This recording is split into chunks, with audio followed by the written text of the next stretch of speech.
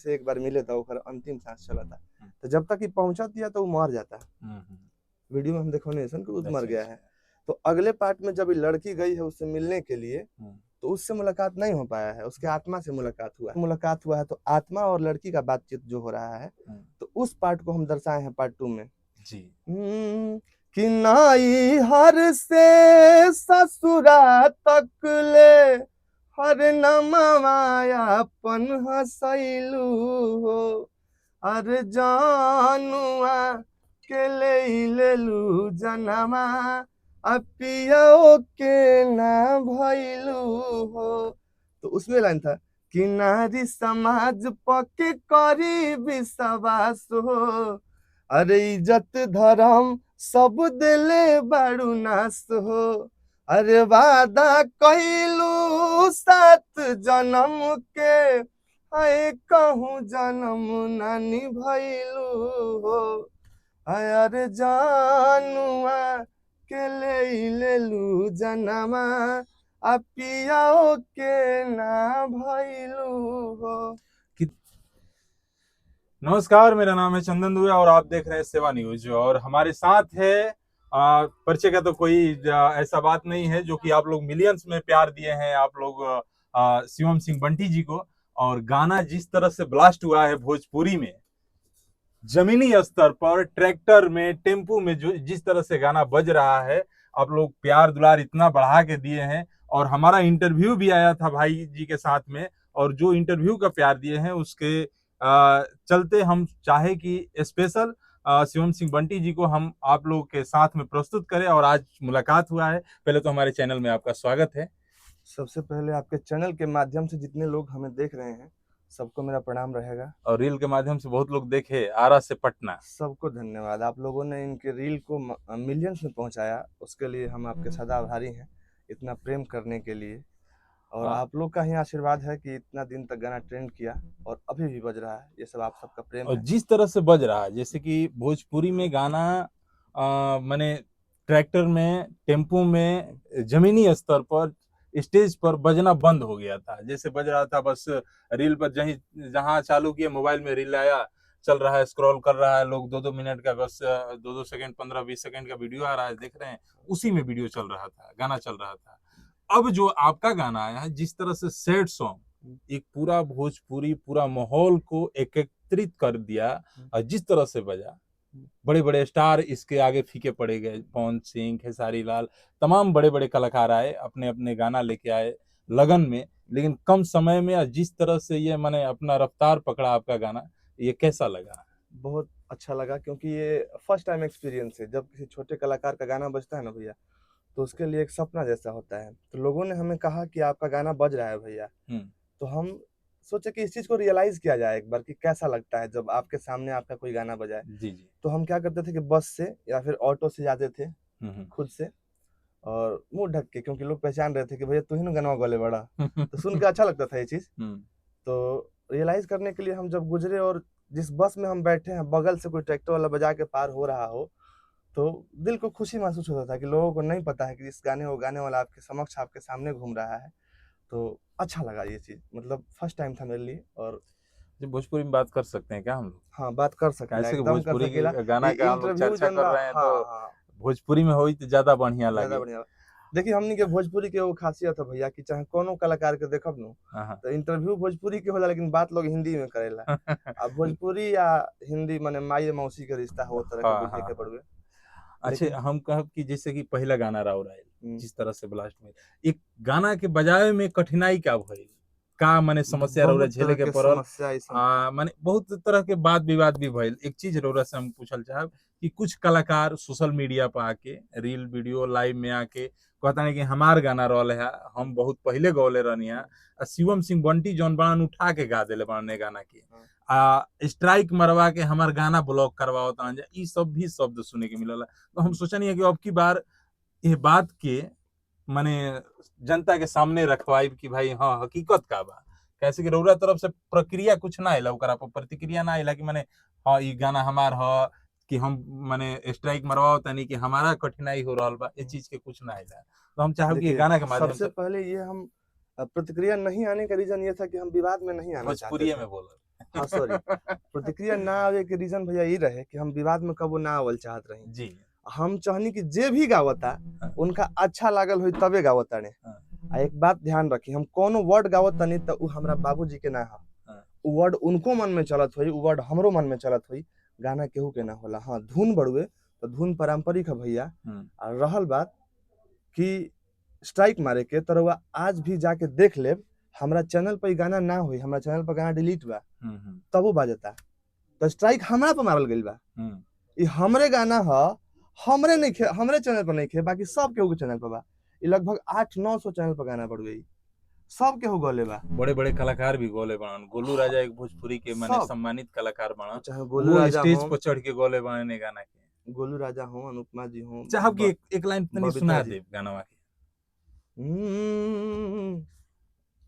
कि आरा से माँ जनुआ के हमारा हर पटना रे फर कैले बा अयर जाए द नहीं हराबाए सैया यारवा जहरवा खैले बा अभी लगातार हम लोग कल रात को रिकॉर्डिंग किए हैं जी तो थोड़ा सा गला लागल हो बाबू खातिर माफी चाहब नहीं रोरा गाना लागल ना ये तरी भी गाओ नहीं तो बहुत बढ़िया लगता गाना एक गाना के लिरिक्स और धुन बाटे नु इतना बढ़िया कि लोग के दिल में धस जाता एकरा में एगो रोरा हुक लाइन कहल ए तू का कहला ओकरा के अंतरा क्रस अंतरा कहल जाला जना कहले रहे कि नाम के गोदाना हमरा छतिया बुगदवेले उ बा चाहब कि एक बार रोरा कोट करी कि शादी क के अब पछतात बानी हम हो आ नैहर में यारावा के देख के ऐनी गम हो अरे शादी क के अब पछतात बानी हम हो आ नैहर में यारावा के देख के ऐनी गम हो अरे नाम के हमारे गोदाना अपना अरे छतिया प गोदवैले बा अयर जाए द नहीं हराबाए सैया यारवा जहरवा खैले बा ये पब्लिक का प्रेम है बहुत लोगों ने चाहा देखिए क्या है ना कि समाज में जब आप आगे बढ़िएगा ना जी तो बहुत लोग हैं जो आपको दबाना चाहेंगे जैसे कि धान रोपब तो में झारंगा जाम जाला तो समाज में बढ़िया लोग बने नो तो खराबो लोग कुछ कुछ अब तो बने ये गाना के ऐसे गा देले बनन जब भोजपुरी के कलाकार लोग हमारा बुझाता कि 500 गाना गा देले हन जा बहुत ये देखिए गाना के सेम लिरिक्स उठा उठा के हम बाद एगो में मंच पगौनी गावे खातिर हम्म तो गोलू राजा जी रहन आ दीपक तिवारी बाकी सब कलाकार लोग ढेर लोग रहे तो एगो बेंजू बजावल रतन भैया रतन शर्मा जी नाम हो जी बहुत लोग के कहना में पवनों से सब के बजले बने जी जी जी तो जब सुनले कि आरा से पटना यह लड़का गौले बा तो बोलवले कि रे भाई सुन हेने ये तू कैसन गाना गौले बाड़े रे 50 गो म्यूजिक के हम बनौनी हो हम कहनी कि भैया ये पब्लिक के प्रेम हम का कह सकीला तो कोई भी म्यूजिक डायरेक्टर उनसे पूछिएगा ना तो लगभग 5 गो 10 गो 20 गो म्यूजिक इस ट्यून पर सब बनाए हैं अच्छा एक चीज और पूछल चाहब कि रोरा गाना गौनी गाना इतना ब्लास्ट भइल का ऐसन रीजन आ गइल कि 2.0 में ओकर गाना एगो रोरा और आइल बाटे 2.0 करके ओकर नाम रखले बानी आरा से पटना 2.0 ओकरा में रोरा गौले बानी नारी समाज के एगो शब्द कहले बानी नारी समाज पर के करी विश्वास हो आ इज्जत धर्म सब देले बाड़ू नास हो तनी गा के सुना ये कहानी ये गाना सुना दी एक बार तब न बुझाई कि गाना सुना देते हैं लेकिन पहले इसका कहानी समझ थीम क्या है कि आप पार्ट 1 में ये देखें कि एक लड़की है जो शादी कहीं और कर लेती है उसके प्रेम में हम लोग मिडिल क्लास फैमिली से आते हैं जी जी तो मिडिल क्लास फैमिली में अक्सर देखे होंगे भैया कि जब तक लड़का चाहता है कि पढ़ लिख के अपनी गर्लफ्रेंड के हाथ का कंगन पहनाएंगे ना तब तक कि और मंगलसूत्र पहना के लेके चल जाला लेके चला जाता है तो ये हमनी के तकलीफ है हमनी के बुझ सकीला जा लड़की माई बाप के पगड़ी के सवाल इज्जत का ख्याल रखते हुए ब्याह कहीं और कर ले वाली सन ओहनियों के मजबूरी रहला लेकिन ओकरा प्रेम में लड़का जहर खा ले रहे तो अपना हस्बैंड से आग्रह कैलस कि जे अपन जान देवे पर तैयार बा हमरा खातिर वो प्रेमी से एक बार मिले तो ओकर अंतिम सांस चलता तो जब तक ही पहुंचत या तो वो मर जाता वीडियो में हम देखो नहीं कि मर गया है तो अगले पार्ट में जब लड़की गई है उससे मिलने के लिए तो उससे मुलाकात नहीं हो पाया है उसके आत्मा से मुलाकात हुआ है और इधर हस्बैंड भी जान गया है कि इसका कोई लवर था जो जहर खैले था तो उस पे वो जब आत्मा से मुलाकात हुआ है तो आत्मा और लड़की का बातचीत जो हो रहा है तो उस पार्ट को हम दर्शाए हैं पार्ट 2 में जी कि नाई हर से ससुरा तक ले हर नमवायापन हसैलू हो अरे जानुआ के लेलू जनमा अपियो के ना भैलू हो। तो उसमें लाइन था कि नारी समाज पके करी विश्वास हो अरे इज्जत धर्म सब दिले बारू नास हो अरे वादा कइलू 7 जन्म के आए कहूँ जन्म ना निभैलू हो अरे जानुआ के लेलू जनमा अपियाओ के ना भैलू हो। कितनी अच्छी बात है कि जिस तरह से भोजपुरी में आप गाना गाए उसका सीक्वेंस भी लेके आए 2.0। गंदा कुछ नहीं गाए, गंदा कुछ नहीं गाए, बढ़िया तरह से माने एक भी गाना के प्यार दुलार लोग दे रहल बाटे, चर्चा बहुत बढ़िया बाटे गाना के। और नारी समाज के रखल बन तो कुछ नारी लोग सुनत नहीं जा यहाँ सब जवाब में भी रोरा के हो सकेला गाई जा। इंटरव्यू खत्म भेला के बाद हमरा के नोट लिए तो ऐसन काहे कहला। अच्छा एगो बताई कि अखिलेश कश्यप जी से अभी राउर बहुत बढ़िया बाउंडिंग चल रहल बाटे गाना के लेके और लगातार उहे के चैनल से गाना भी आ रहल बाटे। भैया के प्रेम है, प्रेम बा। अभी नेक्स्ट का माने बाटे नेक्स्ट के का तैयारी बा? आज वो गाना फिर आवे वाला बा हमनी के गाना के टाइटलवा कुछ रहो फरियाली है कहीं। अच्छा, और रंगदारी गाना है। तो समाज है, समाज में हर तरह के लोग बारे तो गाना हर तरह के होए के चाहिए। तो एगो गाना आज रिलीज होए वाला बा अन्नपूर्णा फिल्म से। आप लोग से भी आग्रह बा कि आप लोग जाके जरूर देखो कि फरियाली है कहीं। तो इस गाने को भी आप लोग प्रेम दीजिए। और बाकी सैड सॉन्ग टाइप के जो ना हम ऐसा गौले बनी यही प्रकार के गाना और आई और ई प्रेम खातिर आप लोग के सदा आभारी रहो भैया। काहे कि हम पहली बार केहू के सैड सॉन्ग पर नाचत देखले बानी, लोग डीजे पर बजा के नाचल है गाना के। हर नाच में लोग गावल है ओह पर नाचल है, सैड सॉन्ग पर पहली बार। अच्छा, भोजपुरी में अगर कुछ बढ़िया होला तो बड़ा कलाकार के बढ़ावा देवे के चाहिए। हाँ, फोन करके बधाई देवे के चाहिए, बढ़ावा देवे के चाहिए। कोनो बड़ा कलाकार रोरा के फोन कइले हैं कि ना?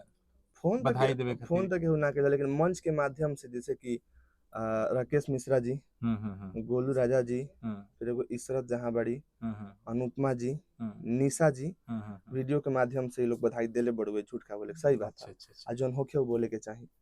हम मंच के माध्यम से खेसारी पवन के नाम एगो लिखल जाला भोजपुरी में भाई बड़ा। उनके टीम से हमारे अखिलेश बाबा लोग हैं, बाकी सब लोग सपोर्ट। खेसारी पे तो मुलाकात अभी नहीं भइल ना, पवन भी ऐसे भइल बा, लेकिन बाकी जितना लोग रहे सब लोग आशीर्वाद देले बा। उनके टीम के लोग सब लोग स्नेह प्रेम दिले बा अपन। तो ई रहल हा शिवम सिंह बंटी जी के इंटरव्यू और औरा सबके बीच में कितना प्यारा शब्द के साथ इंटरव्यू में अपना खुलासा कहनी है कि कैसे कैसे गाना के बजवावे में और गाना के मार्केट में परोसे में मेहनत करे के पड़ेला। लोग झूठा के रील बना के झूठा के वो गाना गा के इल्जाम लगा देता कि हमार गाना चोरी करके लोग गौले बाणन, हई कैले बाणन, हो कैले बाणन। शब्द सही में केहू के माने बपौती ना होला, जागीर ना अब मान के चलो कि हम पटना पर गाना गाई, अब पटना उतहरो गाना में हो के पटना उनको गाना, पटना हमारा अपन ना, पटना अपन ना। हम गौनी अपन मान ले के चलो कि कुछ बोल जाला प्यार पर गाना गौनी, तो प्यार वर्ड हमार ना हो भैया, सब के उगा सकल। ओरिजिनल ओकरे होला जेकर समाज में बाजल, लोग सुनल, ओकरे ओरिजिनल होला। तो यहाँ के गाना बाजल बाटे, लोग सुनले बा, पूरा सराहनीय गाना बाटे। तो रोरा सब सुनी जा, 2.0 भी आयल बाटे और नेक्स्ट भी गाना आ रहल बाटे। और अपना आशीर्वाद प्यार देते रहिए। हमारे शिवम सिंह बंटी ऑफिशियल चैनल को आप लोग सब्सक्राइब भी कीजिए और इंस्टा पे भी सेम नाम से सब्सक्राइब कीजिए। और सेवा न्यूज है हमारा, इनको भी सब्सक्राइब कीजिए, शेयर कीजिए। आप तक अच्छे अच्छे अपडेट, अच्छे अच्छे न्यूज पहुंचते रहेंगे। तो आप लोग प्लीज शेयर कीजिए, सब्सक्राइब कीजिए और अपना प्यार हमेशा देते रहिए। जय बिहार, जय भोजपुरी।